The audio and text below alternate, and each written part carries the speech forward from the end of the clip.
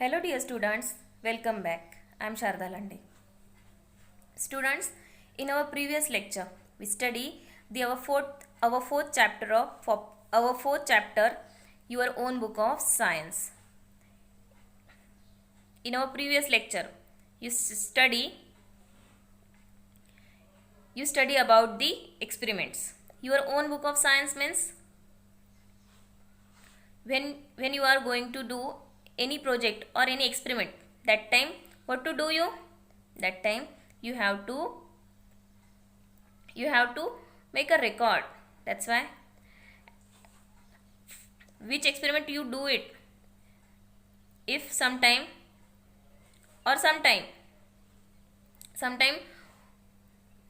we are giving to your topic or a project, so that time what to do you? Definitely you all are talking to with your parents, your brother or sister about the topic of your project. If you need, so you collect some pictures of your project and some information about your project. After that you make a book and you write the all information about your project in this books. Stick some pictures in your project book. So like that, when you are doing any experiment, so that time what to do you? You have to do in this experiment, record the experiment in the separate sheets and make your own book of science. Of the experiments. So in our previous lecture, you study the simple experiment in this lesson. So what is the name of this experiment? Lifting ice. What is it? Lifting ice. So in this experiment, what you need it? Ice cube, thread and common salt. In this experiment you need it ice cubes, threads and common salt. After that what you do? Place an ice cube in a dish, place a piece of thread on it, sprinkle a common salt on and near the thread on the ice cube. Wait for a few seconds. Hold the two ends of the thread and pick up them carefully. Then what happens? Try placing the thread in a different ways to lift the ice. You can place just one end of the thread, one ice cube, and lift the ice with the other end. All this thing you do in this experiment. In our previous lecture, I told you you try to do this experiment at your home. In our previous lecture, I told you try to do this experiment at your home. So students, कल मैंने आपको ये जो experiment पढ़ाया, ये जो बताया आपको इसके बारे में, लिफ्टिंग आइस, इस एक्सपेरिमेंट में आपको कौन कौन सी चीज़ों की ज़रूरत थी? आइस क्यूब की, थ्रेड की, कॉमन सॉल्ट की. तो ये एक्सपेरिमेंट करते समय हमने क्या किया? आइस क्यूब को प्लेट डिश में रखा, उसके ऊपर वो धागा रख दिया, फिर उस पर थोड़ा सा नमक छिड़का. नमक छिड़कने के बाद थोड़ी देर रुका. थोड़ी देर रुक कर क्या किया? उसके बाद आपने देखा कि वो नमक बर्फ़ के ऊपर अपने आप उस पर पिघल गया, मतलब वो बर्फ़ के अंदर जाने लगा. तो उसकी वजह से क्या हो गया? बर्फ़ को थोड़े से ऐसे होल पड़ने लगे और फिर वो जो एकदम बारीक बारीक से होल, उसके अंदर जाके वो थ्रेड अटक गया, फिक्स हो गया उसके अंदर. फिर उसके बाद वो जो थ्रेड की जो आखिरी वाली बाजू है, जैसे कि आपने पिक्चर में देखा है, उस तरह से उसको उठाया तो वो आइस क्यूब नीचे गिरा क्या? नहीं गिरा. कैसे गिरेगा? क्योंकि नमक मतलब सॉल्ट उसके ऊपर डालने की वजह से वो थ्रेड आइस क्यूब में फंस चुका है, उसकी वजह से वो बिल्कुल भी नहीं गिरा. फिर वो जो दोनों साइड से थ्रेड है ना, वो दोनों को एक साथ पकड़ के एक ही साथ में पकड़ा और फिर उसको हिलाया, फिर भी देख रहे हैं आप ये वाले पिक्चर में, फिर भी वो थ्रेड नीचे, वो फिर भी वो आइस क्यूब नीचे बिल्कुल भी नहीं गिरा। तो ये सब हमने हमारे लास्ट लेक्चर में देखा था। और मैंने आपको ये एक्सपेरिमेंट आपके घर पे करने के लिए भी बोला था। आई होप आप सबने एक्सपेरिमेंट घर पे करके देखा होगा। So today we are going to start our second part of this lesson. Okay, our second part of this lesson is puzzles in your surrounding. Puzzles, what is the meaning of puzzles? If you know that, students, you read a newspaper, you read it or not? Okay, I will tell you. In newspaper, if you read, so you know that very well. In newspaper you have a puzzle box. In newspaper have a puzzle box. In that puzzle box asks us some questions. Suppose you ask one question, who is the nation of father? Who is the nation of father? So your answer, what is your answer? Your answer is, what is? Mahatma Gandhi. Who is nation of father? Mahatma Gandhi. So that time you see the puzzle box, and which number of question? You search the number of this question. After that you count the box. It means your answer. You have to write the answer, and you want to write in this box, but first you count the box. It means that your answer is suitable or not, then it is right. So the box are, you count the box, and after that you write your answer. So this is the puzzles. What is it? This is the puzzle game. And question, you see the question, why does it hail even in summer? Why does it hail even in summer? Hail means, students, you know it. Hail means, what is it? Hail means a small balls of ice. Hail means a small ball of ice. If you know that in summertime, sometimes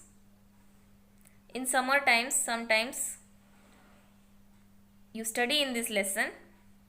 First I read it, after that you know it very well. But hail means a small balls of ice. So now listen to very carefully. We feel very hot in summer. We feel very hot in summer. Students, summer के time में हम सब बहुत ही गर्म feel करते हैं ना, मतलब हॉट. अब अगर वो गर्मी का मौसम है तो उस टाइम गर्मी तो लगेगी ही ना सबको. The sun shines brightly and the temperature is high. उस टाइम समर में क्या होता है, सूरज वो बहुत ही शाइन करता है, बहुत ही तेज़ी से चमकता है. और उस टाइम समर सीजन में जो टेम्परेचर होता है वो बहुत ही हाई, मतलब बहुत ही ज़्यादा होता है. अगर आपको मालूम हो तो इस साल के समर में टेम्परेचर कितना था? 47, 48, 49, 52 तक यहाँ इस टाइम पे टेम्परेचर गया था इस समर में.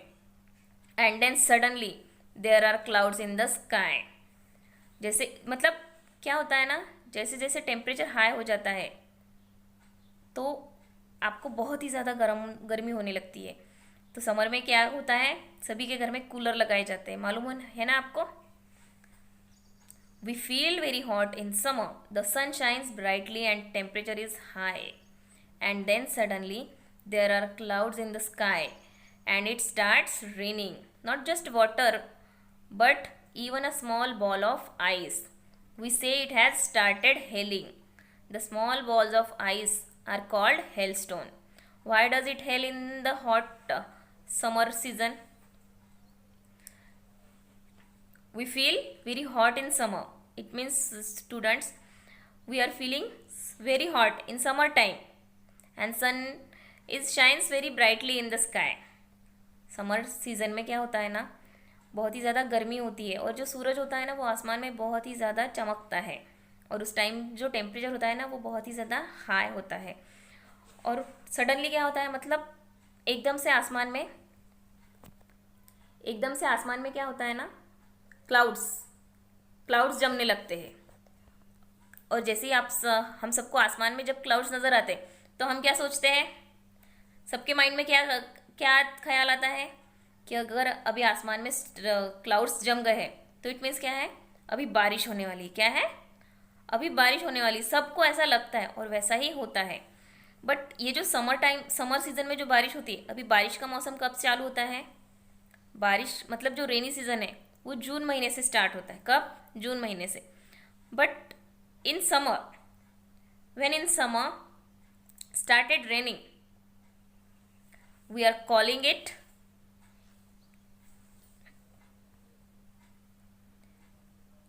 in summer time started raining. Sometimes that time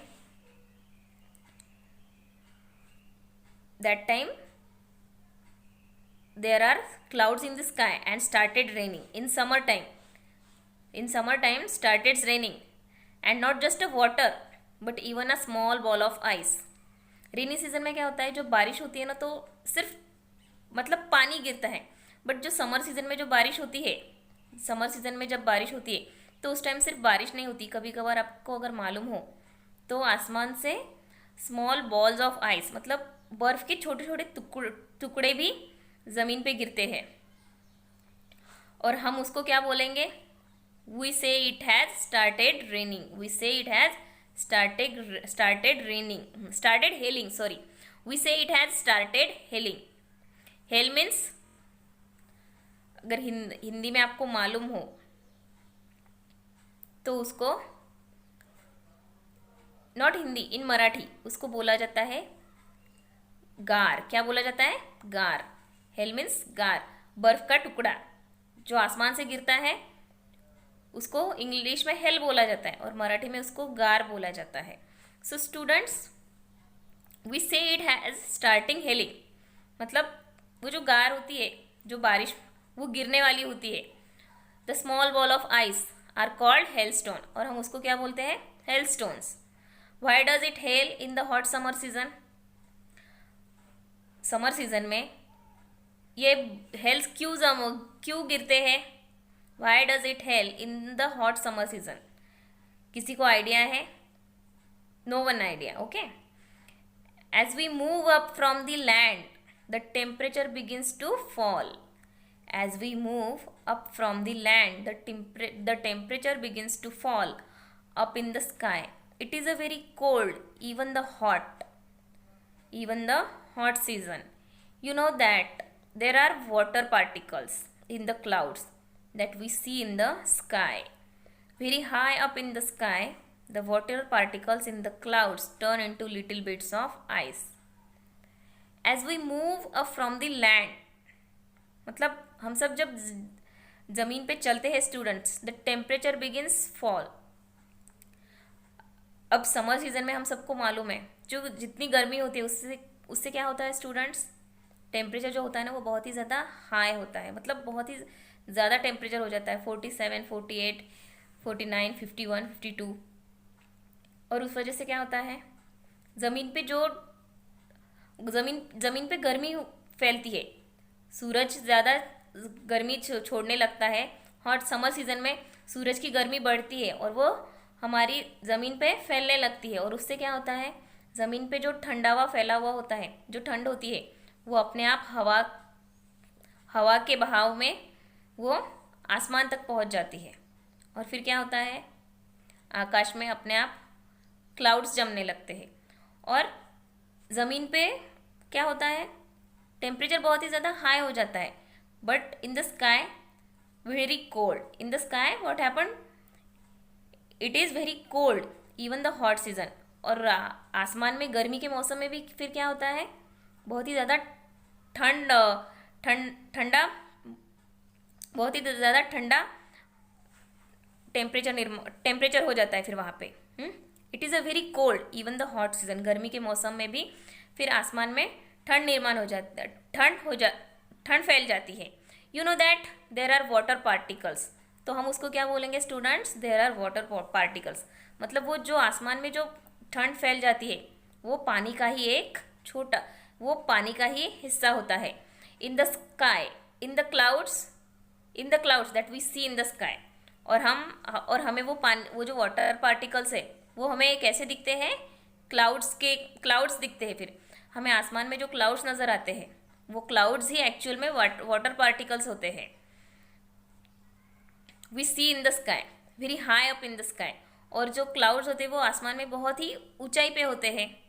in the water particles in the clouds turn into little bits of ice, और क्लाउड्स मतलब जो आसमान में जो क्लाउड्स फैल जाते हैं वो क्लाउड्स में से ही वो क्लाउड्स फिर अपने आप बरसने लगते हैं, मतलब बारिश होने लगते हैं। इट हैज़ स्टार्टेड रेनिंग, मतलब बारिश होने लगती है। क्लाउड्स की वजह से ही क्या बारिश होने लगती है। तो वो जो क्लाउड्स होते हैं वो क्लाउड्स से it has turned into a little bits of ice, मतलब जो क्लाउड्स होते हैं इन समर सीजन में वो आइस के टुकड़ों में ज़मीन पे बरसने लगते हैं।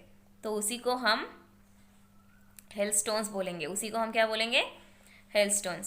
सो my dear students, we see the other part of this chapter, मतलब हम हमारे अगले लेक्चर में हम इसके आगे वाला पार्ट देखेंगे। तब तक के लिए आप ये लेसन रीड करो, ठीक है। We will meet in our next lecture.